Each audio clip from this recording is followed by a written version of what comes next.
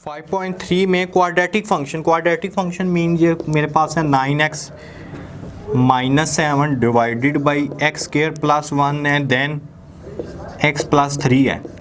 इस फैक्टर को हम देखें तो इसमें एक तो मेरे पास लीनियर फैक्टर है और दूसरा मैं देखूं एक्स स्क्वायर प्लस 1 तो ये क्वाड्रेटिक है। पहले नहीं था ऐसे, पहले यहाँ पे कोई फैक्टर नहीं था, यहाँ तो वो रिपीटिंग फैक्टर था, रिपीट हो रहा था, यहाँ फिर लीनियर फैक्टर था। अब क्वाड्रेटिक है, इसमें पावर इन्वॉल्व हो गई है, एक्स स्क्वायर आ गया है।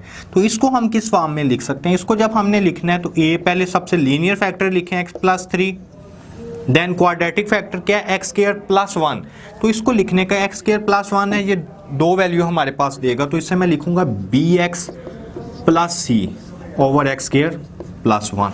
यानी जो भी क्वाड्रेटिक फंक्शन होगा उसको हमें जब लिखेंगे उसकी पार्शियल फ्रैक्शन तो वो एक्स स्क्वायर प्लस 1 की मैंने बी एक्स प्लस सी लिखी। फॉर एग्जाम्पल एक और क्वाड्रेटिक फंक्शन होता मेरे पास x3 प्लस 1, एक और क्वाड्रेटिक फंक्शन आ गया। तो जब मैं इसको अगर आगे लिखता तो बी एक्स प्लस सी तो पहले हो चुका है, मैं लिखता डी एक्स प्लस ई और फिर मैं इसके नीचे लिखता एक्स क्यू प्लस 1। यानी हम इसी तरह इसकी पार्शियल फ्रैक्शन करेंगे। अब जब मैं इसको देखूं तो हमारा क्वेश्चन तो यही था, क्वेश्चन नंबर 1 जो हम कर रहे हैं, एक्स स्क्वायर प्लस 1 ही हमारे पास गिवन है। तो जब इसमें देखूं तो एक एक्स स्क्वायर एक्स प्लस 3 एक वैल्यू मेरे पास डायरेक्ट आएगी, एक पुट करने से आ रही है, लेकिन ये एक्स स्क्वायर प्लस 1 है, ये डायरेक्ट वैल्यू नहीं देगा, तो ये भी हमारे पास कंपेयरिंग द कोफिशिएंट से आएंगी। मैं लिखूंगा multiply both side by x square plus 1 and x plus 3। तो जब दोनों साइडों से हम मल्टीप्लाई करेंगे तो ऊपर मेरे पास फैक्टर आ रहा है 9x माइनस 7, इस साइड पे x प्लस 3 से cancel, then x square plus 1 plus b x plus c, x square plus 1 से कैंसिल, देन x प्लस 3। तो अगर मैं इसको मल्टीप्लाई कर दूँ 9x minus 7 a x square plus 1 है, प्लस बी को मैं मल्टीप्लाई करता हूँ, then b x square plus 3 b x आ रहा है plus c x plus 3 c आ रहा है।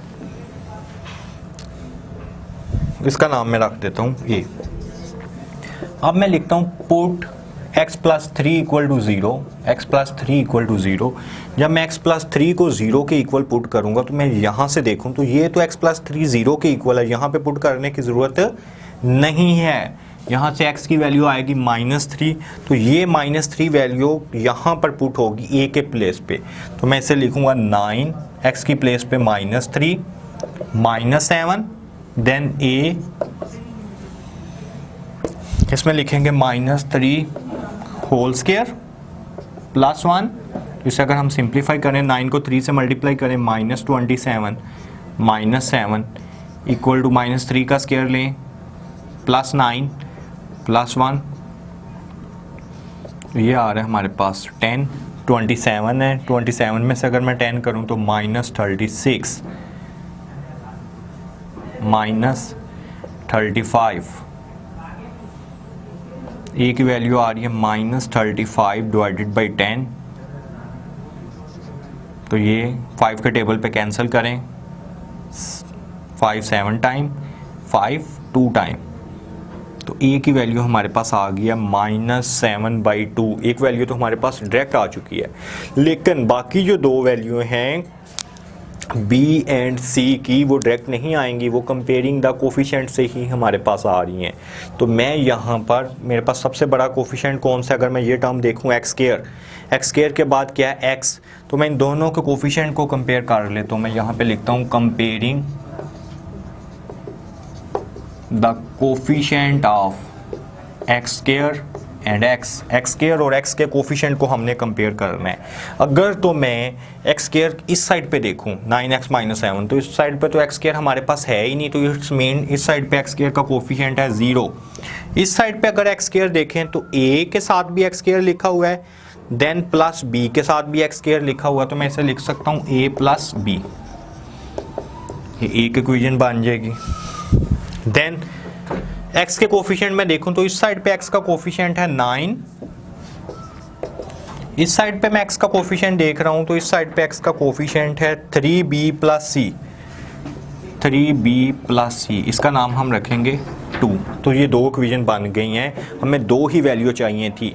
तो यही वैल्यू अगर मैं पुट करूं, मेरे पास x के a का आंसर आया था -7/2, तो मैं a की प्लेस पे अगर -7/2 करूं तो देन b का आंसर मेरे पास 7/2 आ जाएगा। a की वैल्यू भी मेरे पास आ चुकी है एंड b की वैल्यू भी मेरे पास आ चुकी है। तो ये जो a एंड b की वैल्यू है, b की वैल्यू अगर मैं यहाँ पे पुट कर दूँ, पुट इन 2 9 = 3, b की प्लेस पे 7/2 लिखते हैं प्लस c। तो अगर हम इसे सॉल्व करें 9 - 21/2 = c, 9 में से 2 माइनस करें 18 में से अगर हम 21 माइनस करते हैं तो -3/2। तो ये मेरे पास c की वैल्यू भी आ गई है, a की वैल्यू भी मेरे पास आ चुकी है, b की वैल्यू भी आ चुकी है एंड c की वैल्यू भी, तीनों वैल्यू मेरे पास आ गई हैं यहाँ पर, a की भी, b की भी, c की भी। अब हमने इधर पुट कैसे करने हैं इस फैक्टर में? सबसे पहले मैं इसे 9x - 7 x² + 1 x + 3, a की वैल्यू हमारे पास आई है -7/2, तो a की जगह पे -7/2 लिखेंगे, 7x + 3 लिख देंगे। प्लस b की वैल्यू देखें तो ये आ रही है 7/2, b की वैल्यू है 7/2, तो मैं यहाँ पे 7/2 x लिख देता हूँ। प्लस c की वैल्यू देखें तो वो -3/2 आई हुई है, और डिवाइडेड बाई x² + 1 लिख देते हैं। तो जब मैं इसे सिंप्लीफाई करूँगा -7/2 x + 3, देन इसका मैं अगर एलसीएम लूँ तो 2 आ रहा है, 2 एलसीएम आ जाएगा 7x - 3, और जो एलसीएम है वो हम इसके साथ लिख देते हैं। तो अब 9x - 7 x² + 1 एंड x + 3, इसकी पार्शियल फ्रैक्शन हम देख रहे हैं, तो इसकी पार्शियल फ्रैक्शन ये हमारे पास आ चुकी है। अब 5.3 में अगर हम जितने भी क्वेश्चन चेक कर रहे हैं, इसमें क्वाड्रेटिक फैक्टर आ रहे हैं और साथ लीनियर आ रहे हैं, साथ रिपीटिंग आ रहे हैं। अब देखते हैं हम और क्वेश्चन को इसका अटेम्प्ट करके।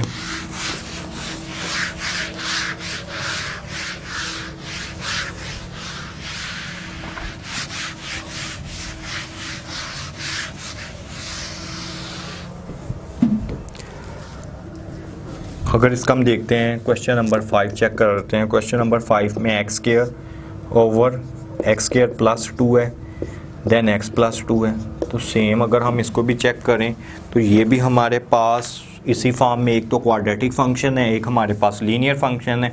तो लीनियर को हम किस तरह लिखेंगे? a में हम लिख लेते हैं x + 2, then b x + c है, तो इसमें हम लिख लेंगे x² + 2। तो इसको जब सिंप्लीफाई करना है तो सेम इसी तरह ही जैसे हमने क्वेश्चन 1 किया है, इसमें भी लिखेंगे। पहले इसमें भी एक वैल्यू मेरे पास डायरेक्ट आ जाएगी, x + 2 की वैल्यू डायरेक्ट आ रही है, देन bx + c है, तो इसमें दो वैल्यू हमारे पास कंपेयरिंग द कोफिशिएंट से ही आएंगी। दो वैल्यू अगर हम चेक कर रहे हैं तो वो कंपेयरिंग द कोफिशिएंट से ही आ रही है, एक वैल्यू हमारे पास डायरेक्ट आ रही है। सेम ये इसी तरह ही है जो मैंने अभी आपको क्वेश्चन नंबर 1 करवाया था। और अगर हम इसका देखें क्वेश्चन नंबर 7, क्वेश्चन नंबर 7 में है x² + 2x + 2 divided by x² + 3, then x + 1 and x - 1। अब इसको भी अगर मैं देखूं तो मेरे पास दो लीनियर फैक्टर हैं, x - 1 एंड x + 1, और ये एक क्वाड्रेटिक है। तो इट्स मीन a में सबसे पहले मैं लिखूंगा x + 1, फिर b में मैं लिखूंगा x - 1, देन अगर ये क्वाड्रेटिक x² + 3, तो इसके साथ मुझे लिखना पड़ेगा cx + d, और इसको हम लिखेंगे x² + 3। ये मेन काम पार्शियल फ्रैक्शन में, सबसे पहले जो पार्शियल फैक्टर हम बनाएंगे ए बी सी, ये वाली टर्म में बनाना। बाकी आगे सिंप्लीफाई जब करते हैं तो वो सेम एक ही रूल चल रहा है हर एक में। ये जो टर्म है इसके साथ हम मल्टीप्लाई कर रहे हैं, मल्टीप्लाई करने के बाद अगर तो हमारे पास लीनियर फैक्टर हैं तो उन्हें हम डायरेक्ट पुट कर रहे हैं, अगर लीनियर फैक्टर नहीं हैं, वो रिपीटिंग फंक्शन आ रहे हैं या फिर क्वाड्रेटिक आ रहे हैं, तो जितने रिपीटिंग और क्वाड्रेटिक फैक्टर होंगे उनको हम कंपेयरिंग द कोफिशिएंट से सॉल्व करते हैं। तो इसमें भी अगर मैं इसको देखूं तो इसमें बोथ साइड पे मल्टीप्लाई करूं तो 2 वैल्यू मेरे पास डायरेक्ट आएंगी क्योंकि 2 मेरे पास लीनियर फैक्टर हैं, और 2 वैल्यू मेरे पास इसमें एक्स स्क्वायर प्लस 3 है, 2 वैल्यू हमारे पास क्वाड्रेटिक से आएंगी या कंपेयरिंग द कोफिशिएंट से आएंगी। अब अगर इसी तरह हम नेक्स्ट अगर चलें, एक्सरसाइज 5.4 है, तो 5.4 जो एक्सरसाइज है उसमें हमने जितने भी पीछे किए हैं 5.1, 5.2, 5.3, 5.1 में हमने लीनियर फैक्टर किए थे। लीनियर फैक्टर क्या था? जिसकी फैक्टराइजेशन हो सकती हैं। जो नेक्स्ट अगर हमने 5.2 किया तो 5.2 में हमने रिपीटिंग फंक्शन लिए हैं। रिपीटिंग फंक्शन क्या कि एक फैक्टर बार बार रिपीट हो रहा था। अब 5.3 किया तो 5.3 में क्वाड्रेटिक फैक्टर थे, क्वाड्रेटिक है। अब जो हम 5.4 करेंगे इसमें जो पहले कम्बिनेशन तीनों का 5.1, 5.2, 5.3 तीनों कम्बिनेशन इसमें इन्वॉल्व होंगे। जैसे देखें 5.4 में से अगर मैं देखता हूँ इसका क्वेश्चन, अब ये देखें कि जैसे 5.4 है, क्वेश्चन पेपर में ज़्यादातर जो आते हैं वो एक्सरसाइज 5.1, 2, 3 में ही है। 5.4 में लॉन्ग क्वेश्चन ही आपका आ सकता है, शॉर्ट नहीं, क्योंकि ये ज़रा लेंथी क्वेश्चन है। इसमें x3 plus 2x plus 2 divided by x square plus x plus 1 whole square. अब मैं ये देखें, जैसे ये क्वेश्चन है, इसमें देखें दोनों मेथड ही इन्वॉल्व हो रहे हैं। तो इसमें हमारे पास रिपीटिंग फंक्शन भी आ रहा है, रिपीटिंग फैक्टर भी आ रहा है, और साथ अगर अंदर देखें तो क्वाड्रेटिक फैक्टर भी है, यानी दोनों फैक्टर इसमें इन्वॉल्व हैं। रिपीटिंग भी साथ है और क्वाड्रेटिक भी साथ है। तो इसे मैं लिखूंगा, सबसे पहले मैं रिपीटिंग वाला इस पर अप्लाई करता हूँ। रिपीटिंग वाला करूँगा तो बाकी टर्म क्वाड्रेटिक की बचेगी। तो इससे मुझे लिखना पड़ेगा ax प्लस बी, और इसके नीचे आ रहा है x square plus x plus 1। दोनों फैक्टर आ रहे हैं, क्वाड्रेटिक भी साथ है, क्वाड्रेटिक के